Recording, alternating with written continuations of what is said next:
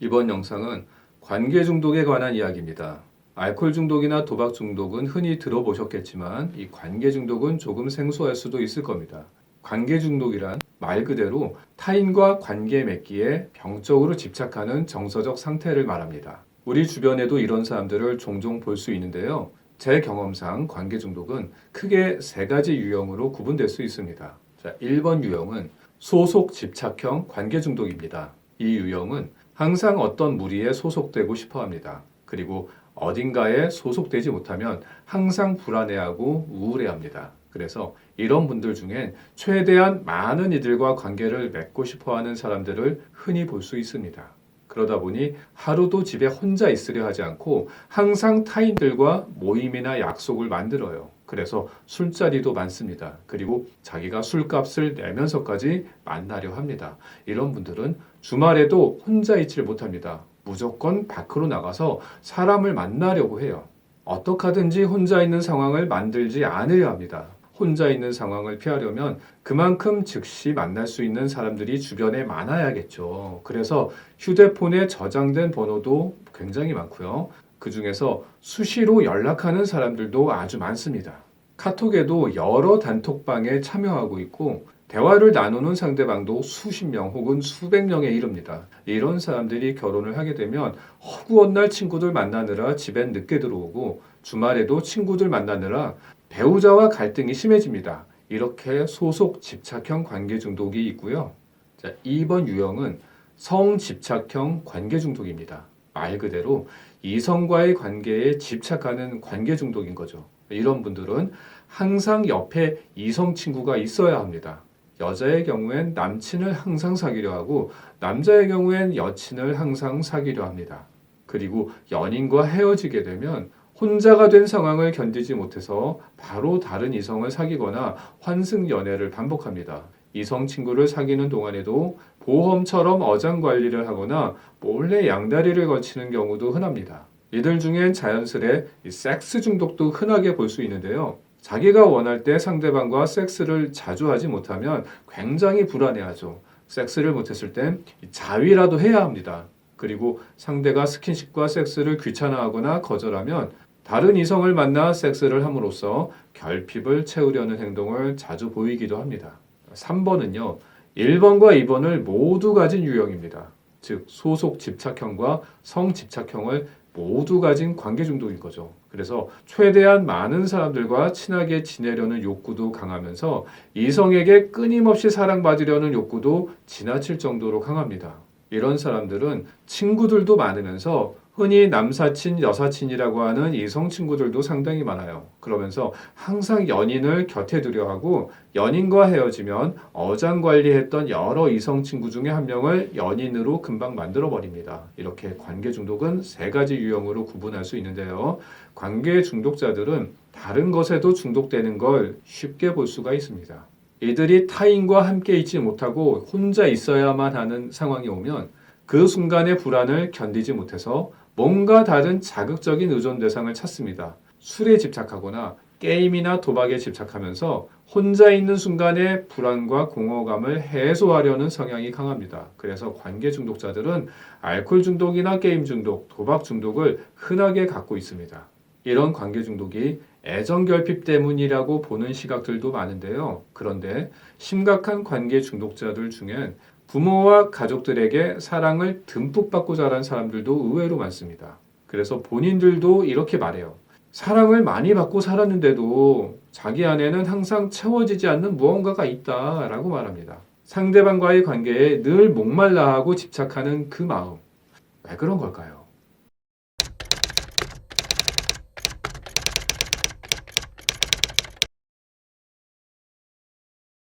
수많은 관계 중독 상담 사례 중에 한 분의 이야기를 각색해서 소개해 드리겠습니다.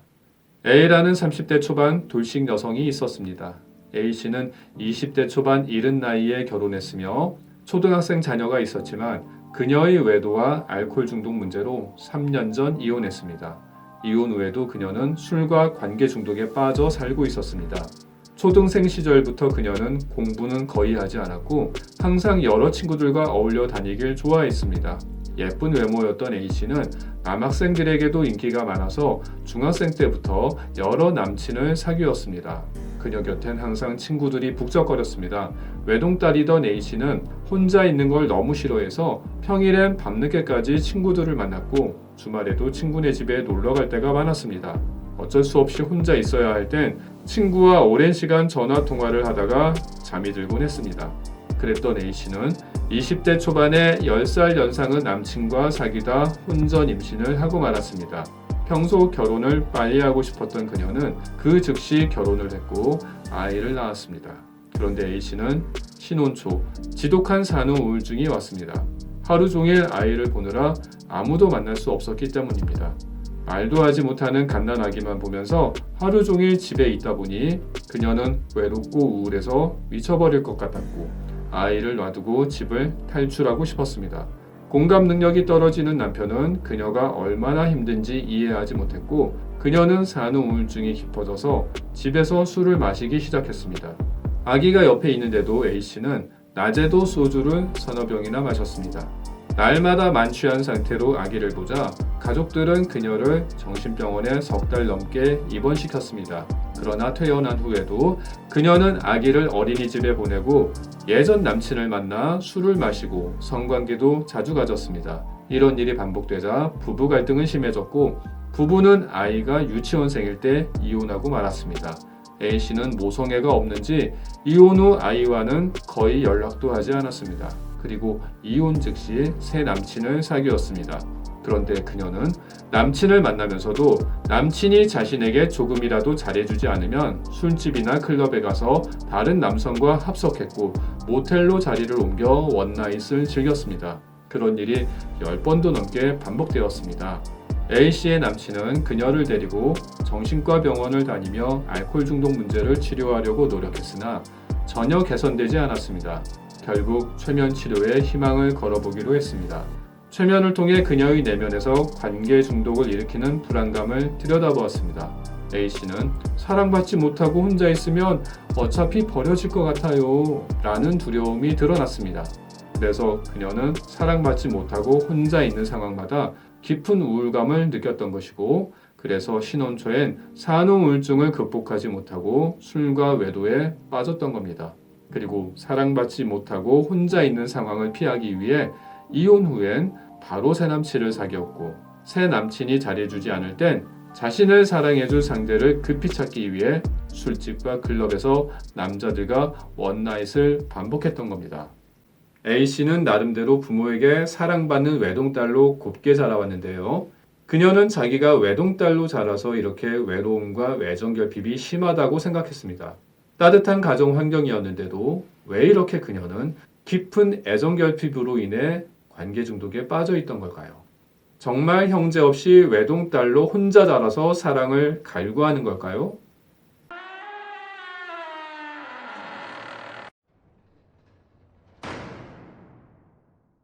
최면과 상담을 진행하면서 A씨에게 그녀의 어머니가 낙태한 아이의 영혼이 빙의된 상태임을 알 수 있었습니다. A씨의 어머니는 A씨를 낳기 전에 신혼 초 첫 임신을 한 적이 있었습니다.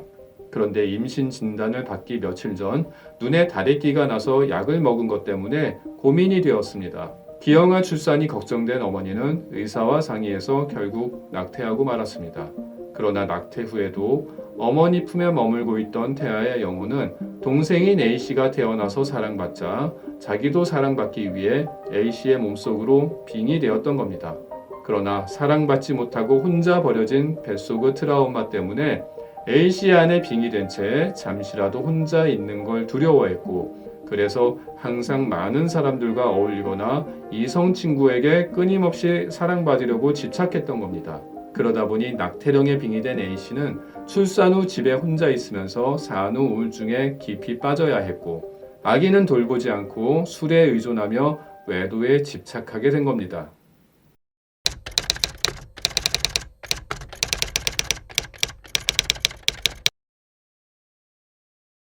그 어떤 두려움도 이겨내는 게 모성애나 부성애라고 하죠. 그래서 대부분의 부모들은 어린 자식이 위험에 빠지면 불구덩이 속이라도 목숨 걸고 뛰어들어가죠. 그런데 요즘 보면 모성애나 부성애가 결여된 부모들이 점점 늘고 있는 것 같습니다. 어린 자식을 학대해서 죽이거나 방치해서 죽이는 부모들이 뉴스에 자주 등장합니다. 그리고 제가 최면 상담을 해봤던 분들 중에도 모성애나 부성애가 전혀 없는 철면피 같은 부모들도 많았습니다. 특히 낙태령에 빙의된 사람들이 모성애나 부성애가 전혀 없는 걸 볼 수 있었습니다. 실제로 겨우 돌진한 아이를 그냥 집에 두고 가출했던 여성도 있었고요. 아기 돌반지나 장난감까지 팔아서 도박을 했던 아빠도 있었습니다. 당신 자식인데 이쁘지 않아요? 라고 물어봤더니 난 애 같은 거 싫어요 라고 무책임하게 답을 하더군요. 태아는 주변 사람들과의 관계에 자기 목숨이 달려 있습니다. 그리고 낙태당하는 태아는 그 관계에서 사랑받지 못해서 혼자 버려지죠. 그래서 낙태당한 영혼은 사랑받지 못하면 버려지고 모든 걸 잃는다는 유기불안이 강렬합니다.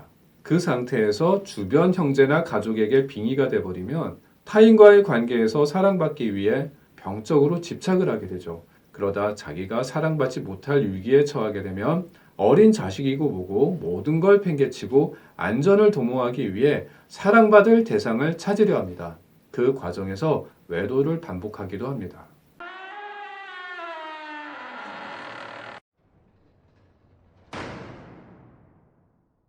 만약에 당신이 잠시도 혼자 있질 못하고 늘 여러 사람들과 어울리는 것에 집착하면서 시간과 에너지를 낭비한다면, 혹은 이성 친구가 잠시라도 곁에 없으면 불안해서 그새를 못 참아 또 다른 이성 친구를 만들면서 환승연애나 외도를 반복한다면, 그리고 아무도 곁에 둘 수 없을 땐 술이나 게임 등 자극적인 대상으로 그 불안을 해소해야 한다면 낙태령 빙의를 의심해 보는 게 좋습니다.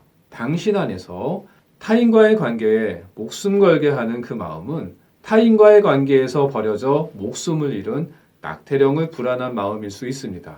그 영혼과 분리되어 온전한 자기 마음으로 살 수 있어야만 당신은 타인과의 관계로부터 자유로워져 진정한 당신의 삶을 살 수 있을 겁니다. 그 변화의 과정을 제가 도와드리겠습니다.